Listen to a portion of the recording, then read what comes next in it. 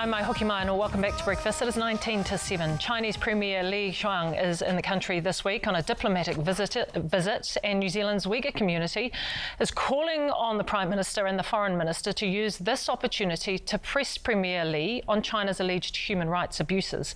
For years, China has been accused of committing crimes against humanity and a genocide against the Uyghur population, which is a mostly Muslim group in China's northwest Xinjiang region.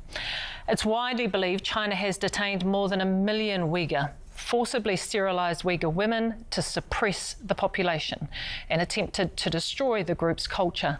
I'm joined now by Rizwangul Nurmuhammad, whose brother was detained by China in 2017, and Sam Vincent from Uyghur Solidarity New Zealand. Morena. Good morning to you both. Appreciate you being with us this morning.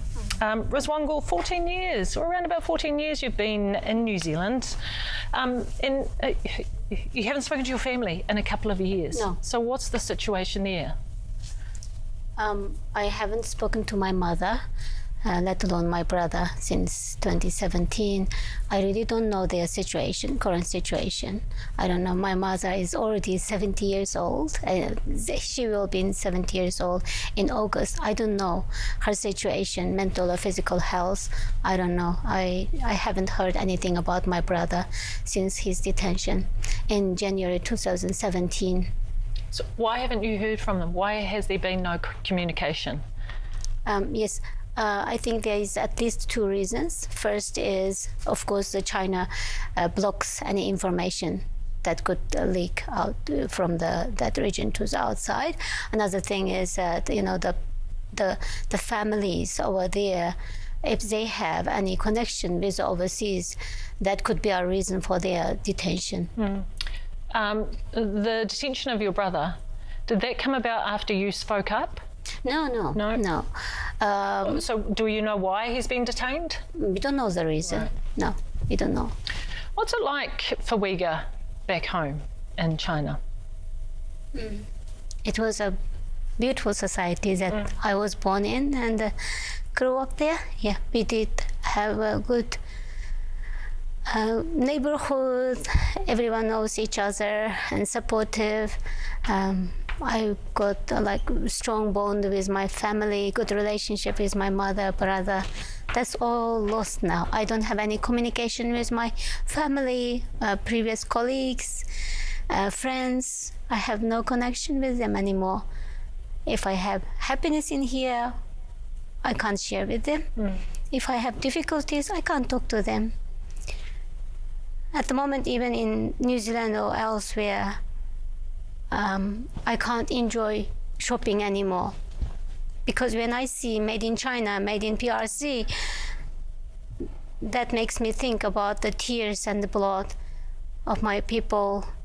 Especially recently now, they are forced to separate from their families, from their children, to be forced into the slavery, labor in other cities, especially in inner cities of China. So that's why, it's forced labor is now in my people is experiencing. I don't buy from Shein, I don't buy from Temu, because these are most likely actually also proven to be related to the forced labor. Sam, I want to bring you in here. You're from the Uyghur Solidarity New Zealand. So we know that Chinese Premier Li is visiting New Zealand for a couple of days, arrives in the country today. What is it that you're asking from the New Zealand government, from the Prime Minister? So we're echoing the calls that the Uyghur community is making, and in particular there are a number of key issues that they want the Prime Minister and the Foreign Minister to raise with Premier Li. Firstly is, of course, Rizwangul's call for her brother to be released from arbitrary detention and for her to be able to have contact again with her family. The second call that we want to be, the second issue that we really want raised is coming from the Uyghur community here, how they want their parents and their relatives to be able to come freely here. They can't travel.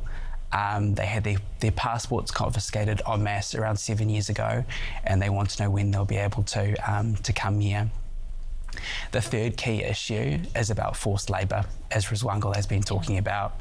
So we have a situation where at least hundreds of thousands of Uyghur people are separated from their families, from their homes, and forced to work in factories and farms across the Uyghur region and also across China. This is really the genocide in progress because it's destroying homes, it's destroying communities, and it's essential that that this is raised. Rizwangul, I was listening to Sam and I'm looking at you while he's speaking, and you took a deep breath in.